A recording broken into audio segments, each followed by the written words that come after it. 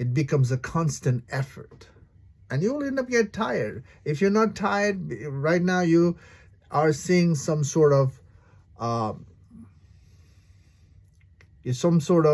release, you're seeing it's working until it won't.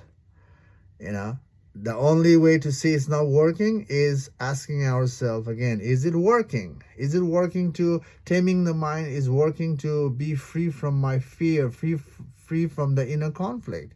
When you ask, we know.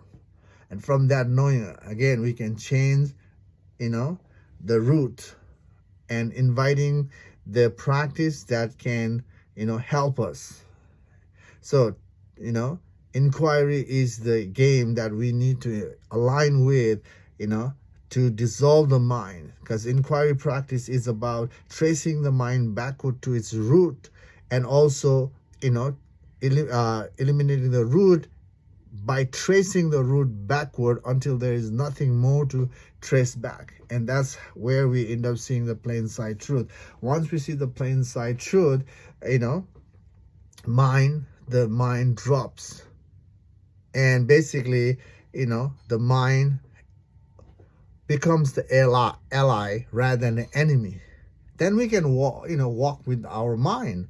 We won't be affected by the mind. The mind becomes a reference point only, not as a reality, as a reference point. And then we can rearrange our mind, especially when we have to be part of the world with the people. We have to have the mind, and we can rearrange the mind in a positive sense, or align with the relative truth, and that's how it goes. But if you are not able to dismantle the mind and see the truth, the mind becomes a source of struggle. We end up fighting with the mind, and mind seems like an enemy all the time. Yes, you see the joy in the mind, but most of the time it's an enemy, because the mind is always producing the conflict, the constant fear. And when that is there, it's an enemy, isn't it?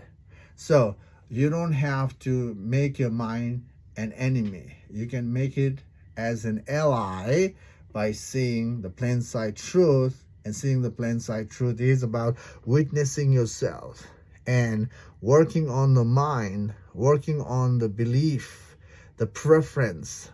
All your preference and belief is the mind. And if you trace your preference back